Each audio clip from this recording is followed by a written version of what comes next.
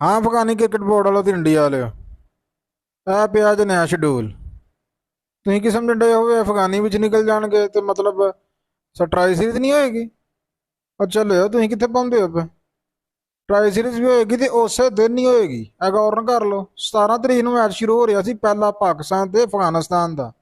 ਤੇ ਤੁਸੀਂ ਨਿਕਲੇ ਉਹਦੇ ਤੋਂ ਉਸ ਤੋਂ ਬਾਅਦ ਹੁਣ ਤੁਹਾਡੀ ਜਗ੍ਹਾ ਜ਼ਿੰਬਾਬਵੇ ਰੀਪਲੇਸ ਹੋ ਗਿਆ ਤੇ 17 ਨੂੰ ਹੀ ਪਹਿਲਾ ਮੈਚ ਹੋ ਰਿਹਾ। ਤੇ ਪਹਿਲਾ ਮੈਚ ਪਿੰਡੀ ਹੀ ਤੇ ਪਹਿਲਾ ਮੈਚ ਪਿੰਡੀ ਹੀ ਖੇਡਿਆ ਜਾਏਗਾ। ਤੇ ਫਾਈਨਲ ਲਾਹੌਰ 29 ਤਰੀਕ ਨੂੰ ਤਾਂ ਲਾਹੌਰ ਹੀ ਜੇ ਫਾਈਨਲ। ਕੋਈ ਅੱਗੇ ਪਿੱਛੇ ਨਹੀਂ ਜੇ ਹੋਇਆ ਮੈਚ। ਗੌਰ ਕਰ ਲਓ ਤੁਸੀਂ ਕੀ ਸਮਝਣ ਡਏ ਹੋ।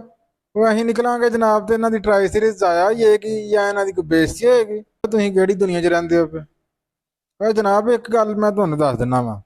ਇਸ ਵਕਤ ਤੁਸੀਂ ਸੋਸ਼ਲ ਮੀਡੀਆ ਵੇਖੋ ਨਾ ਤੇ ਇੰਡੀਆ ਦਾ ਕ੍ਰਿਕਟ ਬੋਰਡ ਜਿਹੜੇ ਬਿਆਨ ਜਾਰੀ ਕਰਦਾ ਪਿਆ ਉਹੀ ਅਫਗਾਨਿਸਤਾਨ ਕ੍ਰਿਕਟ ਬੋਰਡ ਬਿਆਨ ਜਾਰੀ ਕਰਦਾ ਪਿਆ।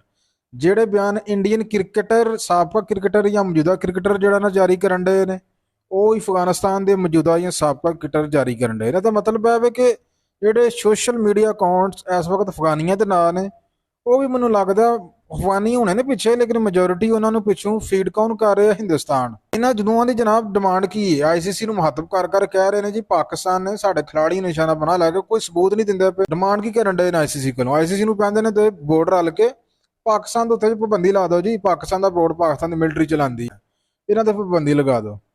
ਪਹਿਲਾਂ ਤਾਂ ਬੰਦੇ ਤੁਸੀਂ ਤੇ ਏਸ਼ੀਆ ਕੱਪ ਦਾ ਕੱਪ ਨਹੀਂ ਲੈ ਸਕੇ ਉਹ ਦੁਬਈ ਪਿਆ ਜਾਂ ਲਾਕ ਦੇ ਵਿੱਚ। ਇੰਨੀ ਮਰਜ਼ੀ ਤੋਂ ਲੈ ਕੇ ਦਿਖਾਓ ਹਾਂ ਤੁਹਾਂ ਬੈਨ ਕਿ ਲਵਾਉਣਾ ਪਾਕਿਸਤਾਨ ਕ੍ਰਿਕਟ ਟੀਮ ਤੇ।